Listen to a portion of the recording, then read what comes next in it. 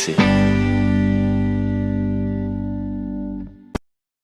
Bonjour à tous, bienvenue à Radio Couleur Chartreuse en reportage ici à Saint-Genis-les-Villages pour bien cet événement En avant l'emploi, aide à la personne. Et là, je suis en compagnie de monsieur Stéphane Martinotti. Bonjour. Bonjour. Alors, est-ce que vous pouvez vous présenter, nous donner votre fonction ? Alors, je suis Stéphane Martinotti, je suis directeur général des services à la communauté de communes et au centre intercommunal d'action sociale Valguier. Et donc, je coordonne les services, notamment des EHPAD qui accueillent aujourd'hui cet événement.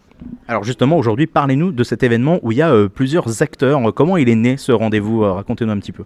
Alors, En avant l'emploi, c'est un événement organisé par les territoires avec France Travail et les services de l'État pour valoriser aujourd'hui les métiers du soin et du médico-social, métiers qui constituent l'essentiel de nos personnels dans les EHPAD et services d'aide aux personnes âgées.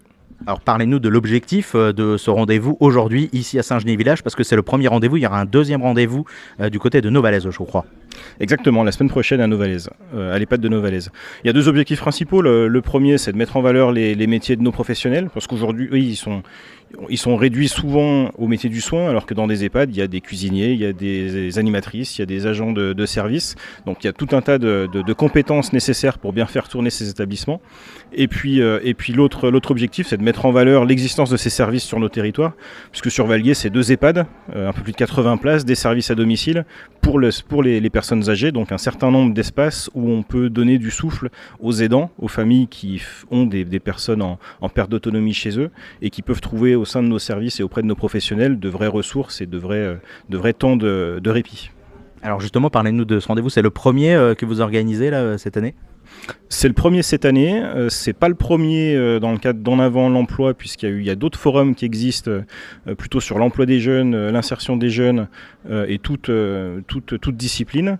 Cette année c'est le premier, donc c'est en partenariat avec les 3 intercos de l'avant-pays savoyard, Yenne, Lac d'Aiguebelette et Valguier, et ça nous permet nous aussi de mettre en valeur un certain nombre de projets financés par l'Europe via les programmes Alcotra pour développer les services au domicile des personnes âgées.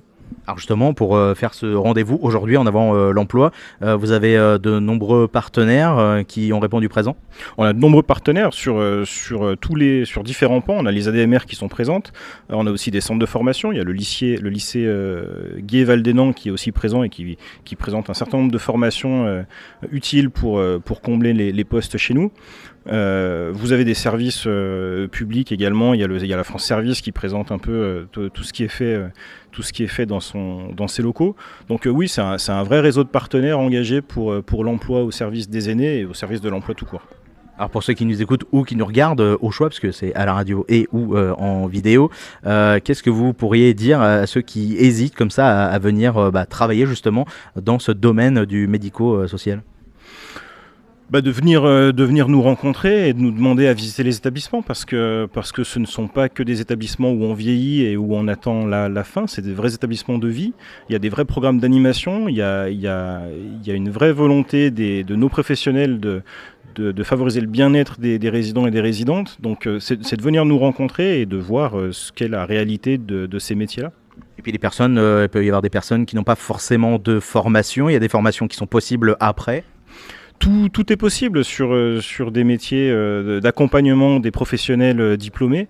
On recrute des agents de service, on appelle ça des agents sociaux. Donc il y a pas de la bonne volonté, de l'humanité et de la motivation, et ça suffit. Alors ça s'adresse à qui les différents postes ? Des jeunes, des moins jeunes, un peu tout le monde ? Là aussi un peu tout le monde. Alors c'est certain que certaines missions demandent de manipuler les personnes âgées, donc demandent un peu plus de force que d'autres, mais malgré tout on a tous les âges sur nos services. On peut se former en cours de route, on participe à des validations d'acquis d'expérience si nécessaire. On a des apprentis en partenariat notamment avec le lycée Guier-Val-d'Énan. Tout le monde peut trouver sa place dans nos établissements. On va renvoyer les gens peut-être vers un site internet ou les réseaux sociaux, peut-être pour suivre les différentes infos de la communauté de communes. Panneau Pocket, l'application Panneau Pocket sur laquelle on publie nos offres d'emploi. Le site internet www.ccvalguier.fr. Et je pense que sur ces aspects-là, les sites de France Travail qui relaient nos offres. Je pense on devra trouver toutes les informations. Très bien, merci beaucoup monsieur Stéphane Martinotti, directeur général des services à la communauté de communes CIS Valguier. Bonne journée à vous. Merci, bonne journée. Elle reste avec nous dans un instant. Une nouvelle interview sur Radio Couleur Chartoise, votre radio locale associative.